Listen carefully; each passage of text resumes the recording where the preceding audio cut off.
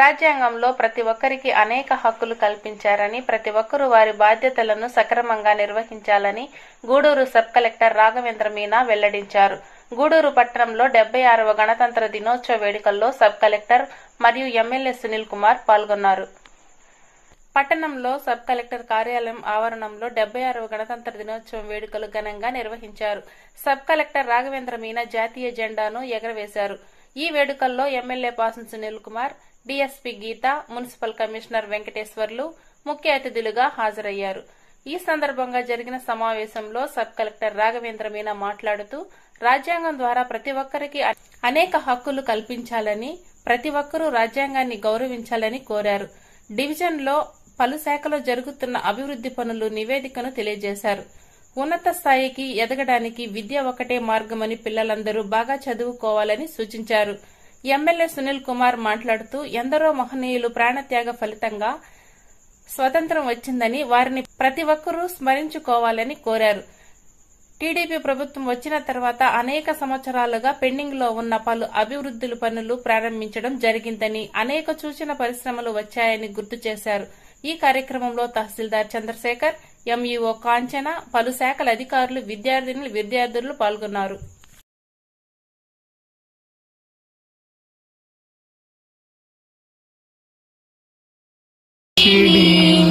సుఖదాం వరదాం మాతరం Vande Mataram Vande Mataram. Construction కోసం కూడా money section జరిగింది. ఆల్రెడీ నేను మున్సిపాలిటీ స్పెషల్ ఆఫీసర్ కాబట్టి మున్సిపాలిటీ డెవలప్ చేయడానికి కోసం ఇంకా మనం పిల్లిపేసడ జనుమా డిస్ట్రిబ్యూటెడ్ సుమారుగా 3000 క్వింటల్స్. దీంట్లో 50% మనకి ఈ యొక్క సబ్ కలెక్టర్ గా రావడం చాలా ఆనందదాయకం. వారి తమ యొక్క అమూల్యమైనటువంటి సందేశాన్ని మనందరికీ కూడా ఎంతో మంది మహనీయుల త్యాగఫలం ఈరోజు ఈ యొక్క గణతంత్రం అని చెప్పి అందరికీ తెలియజేస్తున్నాం. దీనికోసం ఎంతోమంది పోరాడే విషయం కూడా మీ అందరికీ కూడా తెలుసు. ఆ యొక్క నాయకుల యొక్క ఆశయాల కోసం మనందరం కూడా పాటించి అవి జరిగే విధంగా, అమలు జరిగే విధంగా అందరం కూడా కృషి చేయాలని చెప్పి మిమ్మల్ని అందరినీ కోరుకుంటున్నా.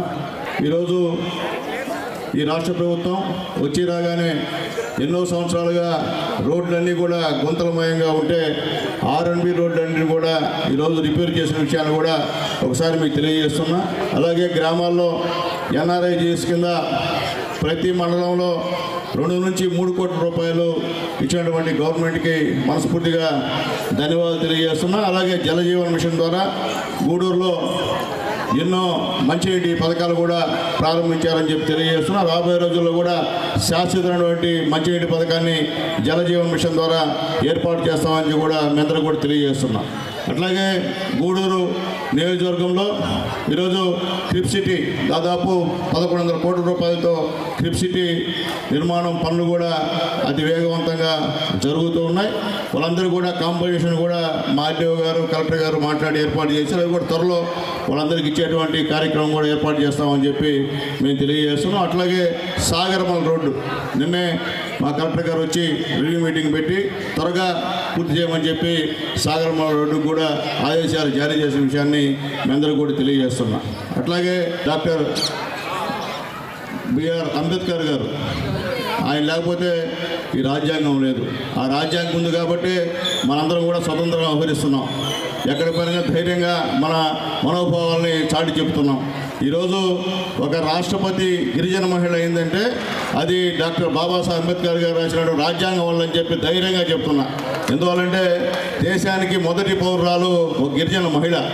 ఈ కారణం రాజ్యాంగం. రాజ్యాంగం లేకపోతే అది అవే పరిస్థితి కాదని చెప్పి నేను తెలియజేస్తూ, అలాగే రాజ్యాంగాన్ని అందరూ కూడా గౌరవించాలన్న పరిస్థితి అని చెప్పి నేను తెలియజేస్తూ, ఒక అంబేద్కర్ గారిని రాజ్యాంగం వచ్చినటువంటి ఒక మహా మేధావుగా అందరూ భారతదేశం గుర్తించాలి తప్ప ఏదో ఒకదానికి కేటాయించాల్సిన అవసరం లేదు. అంబేద్కర్ గారు అంటే మొత్తం భారతదేశంలో ప్రతి ఒక్కరు కూడా ఆయన గౌరవించాల్సిన అవసరం కూడా ఉంది. ఈరోజు ఆయన రాసిన రాజ్యాంగం వల్లే ఈరోజు మనందరం కూడా ఈనాడు కార్యక్రమాలు చేస్తున్నామంటే తెలియజేస్తున్నా.